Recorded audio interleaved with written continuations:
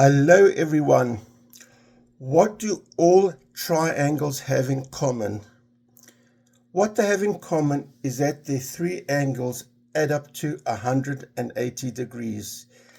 A quick reminder that an angle is a measure of rotation.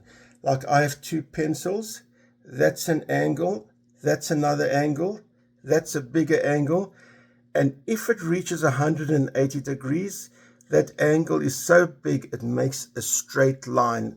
So that would be 180 degrees. So that's the rule for any triangle with no restrictions. It's not like, well, it has to be a triangle with two big sides, or this angle must be that much bigger than that angle. The rule is for any triangle.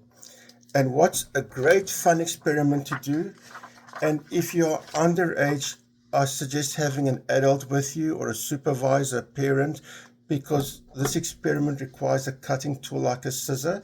I don't want anyone cutting themselves or poking themselves, or let the adult do the cutting.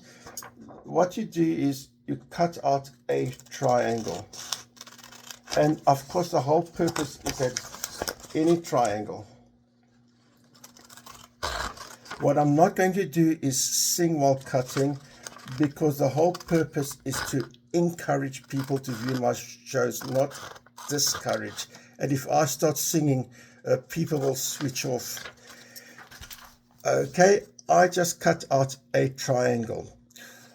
My next step is, I cannot do this in front of the camera, but I'm going to show you now what I've just done. With a pencil, I put a little marker, like a pencil mark, with each corner. The reason is I'll be cutting them off and I want to recognize them. And what I do now is I cut off each angle of the triangle. See, that's one, that's two, and that's three. And see, the reason why the pencil marks, I remember which point is from the angle of the triangle. And what I do now is I join those 3 points. And what do we get? I'm going to hold it so it's more clear. Those 3 angles put together make 180 degrees.